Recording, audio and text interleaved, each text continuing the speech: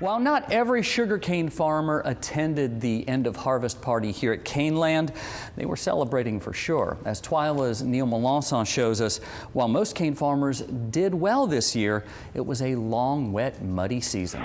By most measures, this was a good season for sugarcane in Louisiana. Sugar content was down from the previous year, but with huge tonnage going into the mills, most farmers were satisfied with their yields. However, the rainfall was also above average this year, pretty much from the start, meaning a wet, muddy, and long harvest. We didn't get done until January, I think the 14th or the 15th. That Sunday, yeah, I think the 14th we got done. Longest grinding since I've been farming. Pete Dufresne had additional challenges as well. We caught back up with him here at the foot of the Sunshine Bridge. You might remember it was closed for much of his harvest season after a bridge accident, adding 2 more hours of drive time for his rigs.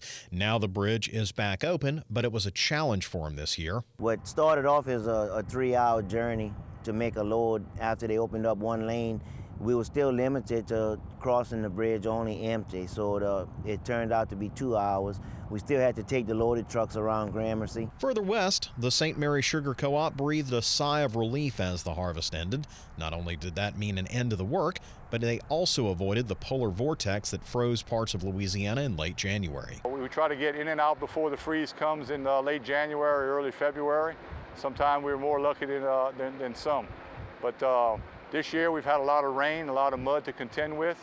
Ronald Abear is one of those producers who delivers to St. Mary. He got to show off his farm during the American Farm Bureau convention. It was a good time to do it, as this was one of his best years for sugarcane ever. This would be our second best crop ever, and the price is above average, so we're going to do very well.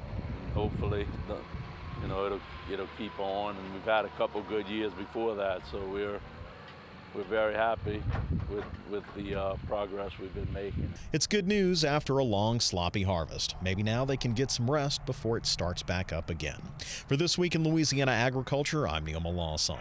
While sugar content was low this year, the LSU Ag Center estimates that 1 million more tons of sugarcane were harvested this year compared to last.